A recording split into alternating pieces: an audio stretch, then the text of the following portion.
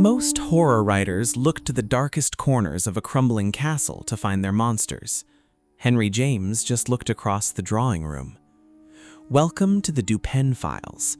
Today we are opening the Author Dossier on Henry James. We are stepping away from the main archive for just a few minutes to conduct an autopsy on an author's imagination. Because over a century ago, Henry James perfected a very sophisticated, deeply mature type of terror, the horror of the unspoken. To understand Henry James, you have to look at how he positioned himself in the world. He was an expatriate, a lifelong bachelor, and an eternal observer. He spent his life moving through the highest circles of British and American society, watching the strict manners and the rigid politeness of the Victorian elite. And underneath that flawless, polite veneer, he saw the rot. While his contemporaries were writing about vampires or cosmic deities, Henry James was writing about psychological repression. He grounded his terror not in the supernatural, but in the terrifying ambiguity of the human mind. In our featured case file, The Turn of the Screw, a young, inexperienced governess is hired to protect two orphaned children in a massive, isolated country estate. She begins to see the ghosts of former employees stalking the grounds, seemingly determined to corrupt the children. But the horror of the story is the devastating ambiguity. The reader is trapped in the governess's mind. Are the ghosts real?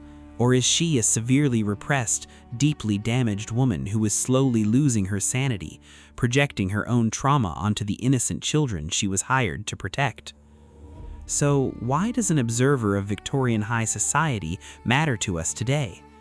Because Henry James diagnosed the terrifying burden of guardianship and the anxiety of subjective reality. As we reach the middle chapters of our lives, our fears shift. We no longer fear monsters under the bed. We fear the terrifying weight of responsibility. We fear the quiet realization that we cannot shield the innocent from the corruption of the world. And worst of all, we harbor the deep, unspoken anxiety that our own unhealed psychological damage might be hurting the people we love. Henry James forces us to ask the most uncomfortable question of adulthood. What if we are wrong?